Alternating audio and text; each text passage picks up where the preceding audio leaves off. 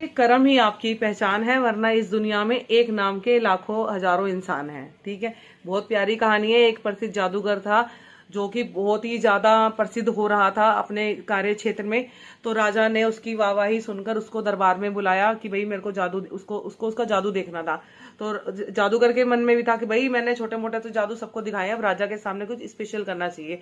तो उसने क्या करा, राजा का ताज ही गायब कर दिया। अब राजा को आ गया गुस्सा।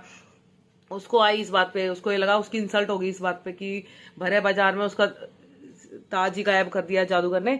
तो उसको क्या करा, उसी टाइम इंस्टेंटली उसको काल कोठरी में डाल दिया और उसको बोल दिया कि 7 दिन बाद इसको फांसी दी जाएगी। अब भैया वो जेल में, और वहां उसके जादूगर की पत्नी को पता लगा, पत्नी रोती भी लगती हुई आई। देखा तो उसने काल कोठरी में उसका पति हंस रहा है। वो कहती है तुम हंस रहे हो, 7 दिन बाद तुम्हें मृत्यु दंड मिलने वाला है, फांसी लगने वाली है, हमारा क्या होगा, तुम हंस रहे हो ये वो। तो उसने बोला तुम चिंता मत करो, अभी 7 दिन हैं, ये 7 दिन तो हंसी खुशी से जियो और कुछ नहीं होगा, सब ठीक हो जाएगा। वो कह रही तुम तो पागल हो गए हो लगता है। वो चली गई रोती हुई लगती। अब 7 दिन निमट गए। अब 7वें दिन जो लास्ट में था ना, एक उसको फांसी लगने से पहले रात में आया राजा मिलने के लिए। जाके देखो तो सही क्या हाल हो रहा है उसका। अब वो उसको पता लग गया राजा आने वाला है, तो वो झूठ मूठ की रोने का नाटक करने लगा। और राजा ने पूछा हाँ भाई जादूगर, बड़ा हंस रहा था उस दिन, तो मेरा ताज गायब करके आज रोना आ रहा है।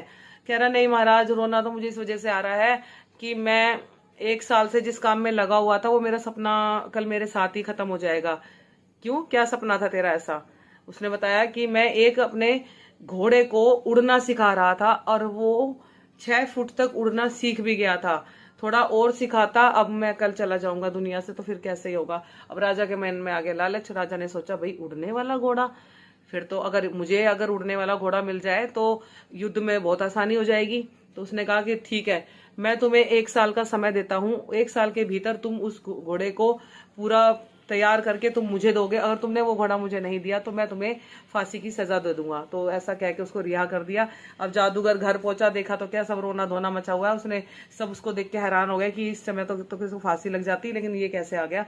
तो उसने अपनी पत्नी को अकेले में जाके बताया कि ऐसे ऐसे मैंने राजा को एक घोड़े का लालच दिया है कि मैं उस घोड़े को उड़ना सिखा रहा हूँ, और अभी हमारे पास 1 साल का समय है। तो कहती है ये भगवान 1 साल बाद क्या होगा यार। फिर वो उसको समझाता है कि 1 साल बाद कुछ नहीं होगा, तुम चिंता ना करो, हमारे पास अभी 1 साल का समय तो है। इस 1 साल के समय को हम अपना हंसी खुशी से व्यतीत करते हैं, जो होगा बाद की बात में देखी जाएगी।